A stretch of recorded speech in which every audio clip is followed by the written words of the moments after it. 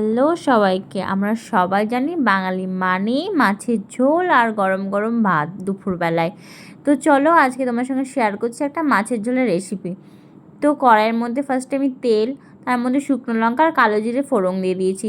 শুকনো লঙ্কাগুলো হালকা হালকা ভাজা হয়ে আসবে, তার সেই সময় আমি দিয়ে দেবো পাতলা করে কেটে রাখা আলুর টুকরোগুলো। আলুর টুকরোগুলোর সঙ্গে ভালো করে ভেজে নিতে হবে, যাতে আলুর টুকরোগুলো ভাজা ভাজা হয়ে যায়। তারপর ভেজে নেওয়ার পর তার মধ্যে আমি অ্যাড করেছি একটা তেজপাতা। তেজপাতার সঙ্গে যখন ওগুলো ভাজা ভাজা হবে তখন আমি দিয়েছি আদা বাটা, আর দিয়েছি পরিমাণ মতন নুন, আর দিয়েছি হলুদ গুঁড়ো আর লঙ্কা গুঁড়ো।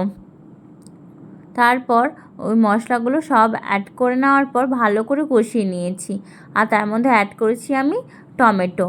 তো সবগুলোকে মশলার সঙ্গে ভালো করে কষিয়ে নিয়েছি।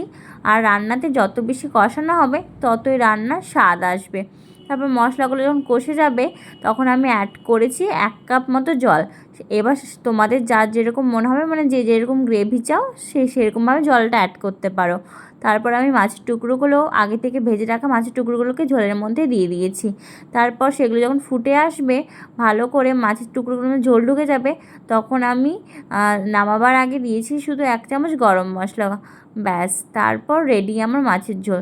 তো আমার রেসিপিটা কেমন লাগলো তোমরা অবশ্যই কমেন্ট করে জানাবে, আর ভালো লাগলে লাইক আর চ্যানেলটাকে সাবস্ক্রাইব করে দেবে। দেখা হচ্ছে নেক্সট ভিডিওতে। Bye bye.